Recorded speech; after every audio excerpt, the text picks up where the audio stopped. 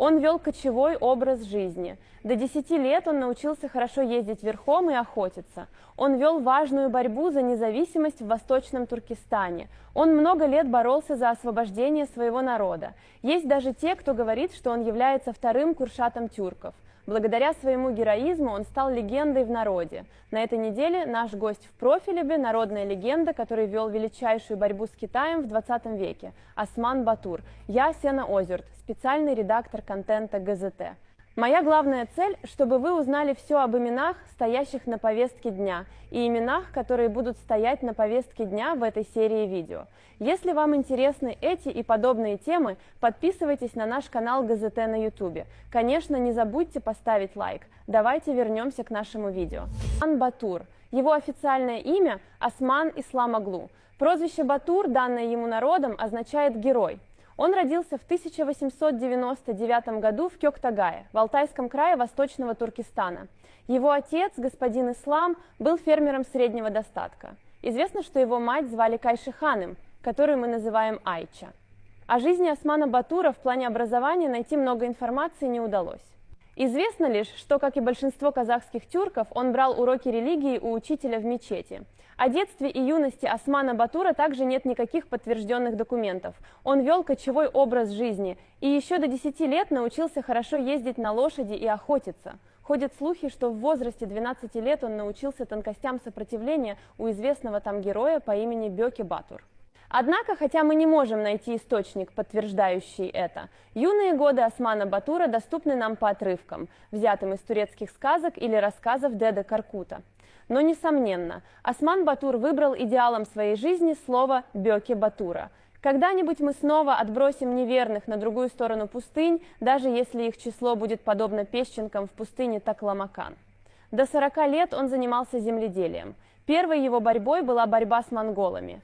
По слухам, однажды, когда Осман и его тетя гуляли вместе, монгольские солдаты попытались арестовать его и тетю по пустяковому поводу. Осман не отреагировал, начал идти с солдатами и через мгновение напал на обоих монгольских воинов.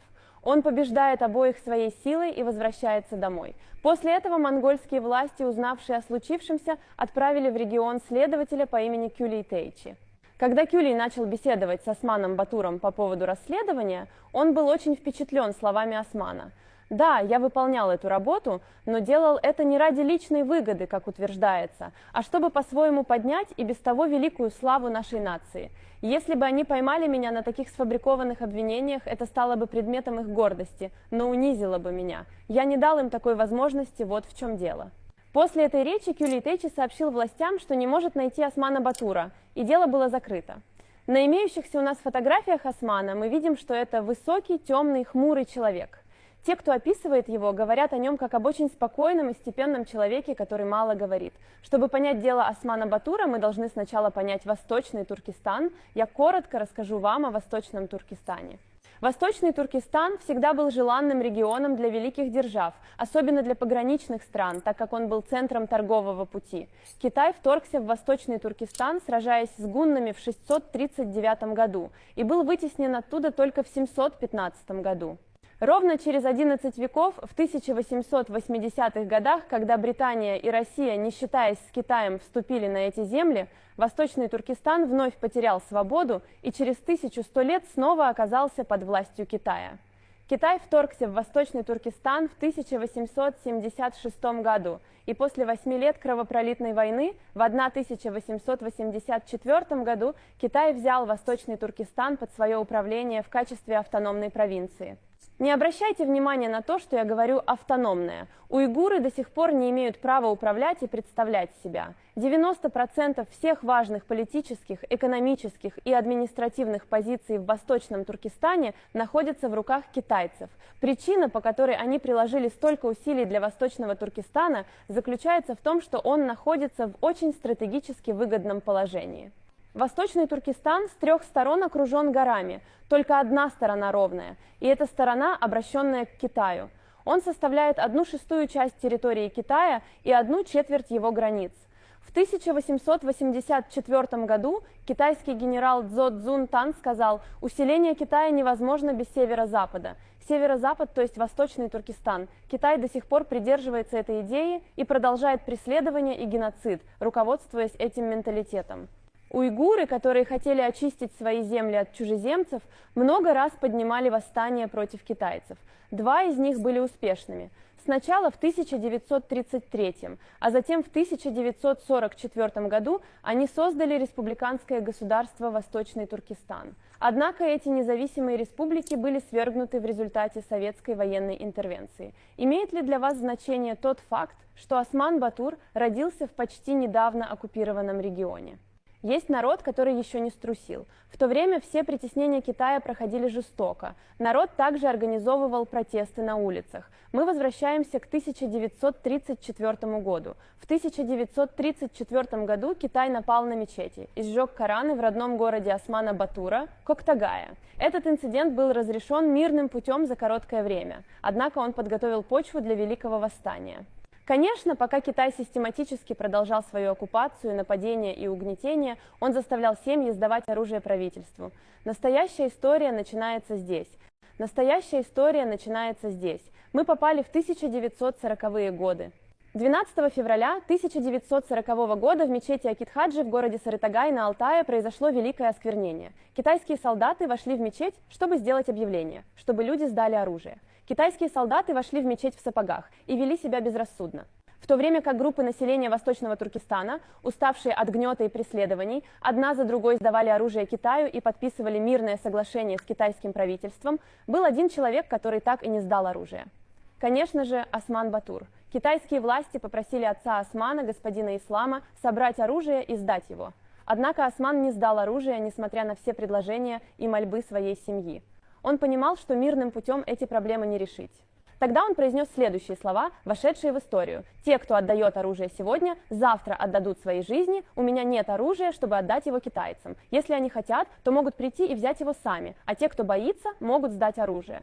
После такой реакции начались приключения Османа в горах. Он взял с собой сына Шердимана и своего друга Сулеймана и отправился в горы. Поход Османа Батура в горы сначала вызвал реакцию народа, который боялся реакции китайцев. Народ не поддержал его.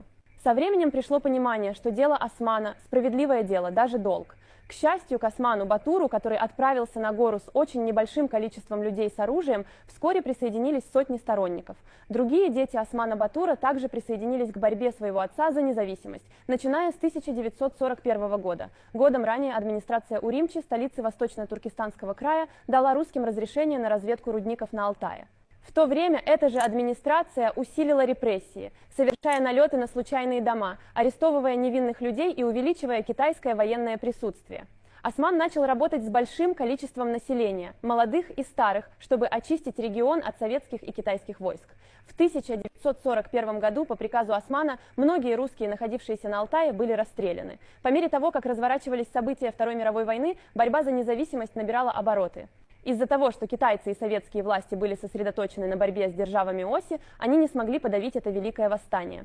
В этот период Осман Батур также активно использовал политику. Шин Шисей, китайский чиновник, отвечавший за управление Восточным Туркестаном, официально использовал этот регион в качестве советского сателлита в период с 1934 по 1942 год и ввел в нем советский стиль управления.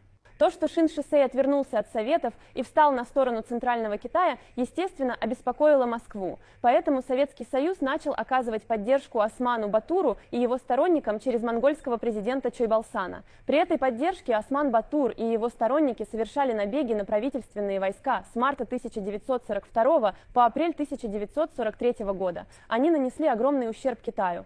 После этих набегов жена, 3 сына и 5 дочерей Османа были заключены в тюрьму. Его брат Делильхан был убит. Осман не остановился и добился многих побед с помощью этих сторонников.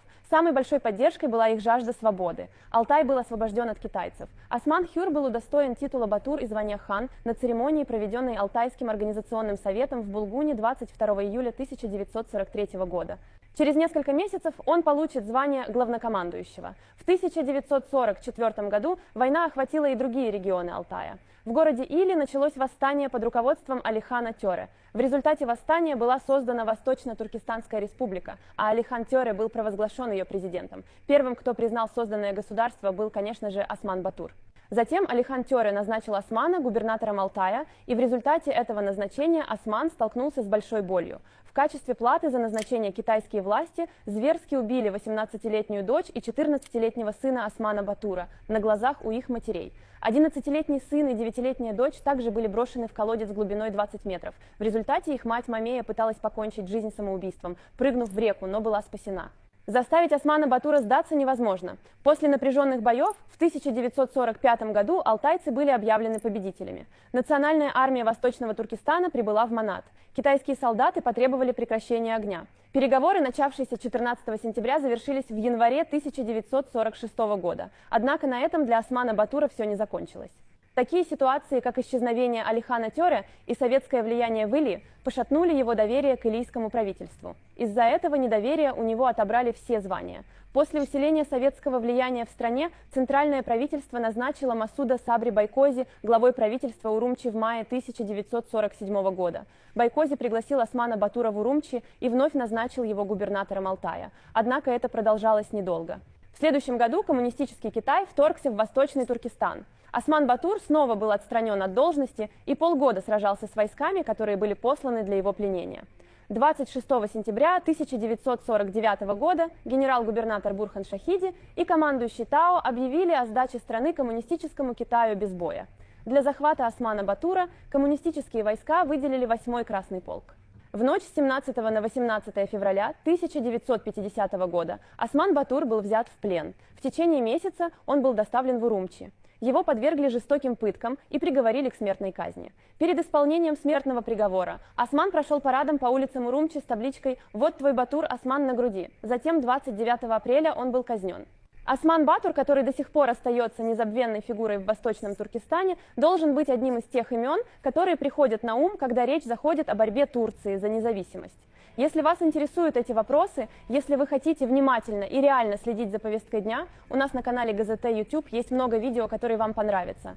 Мы активировали специальную кнопку «Присоединиться» на нашем канале, и если вы хотите пользоваться особыми привилегиями и поддерживать нас, мы приглашаем вас стать главным редактором. Я, Сена Азюрт, сегодня я открыла профиль Османа Батура, легендарного борца сопротивления Восточного Туркестана.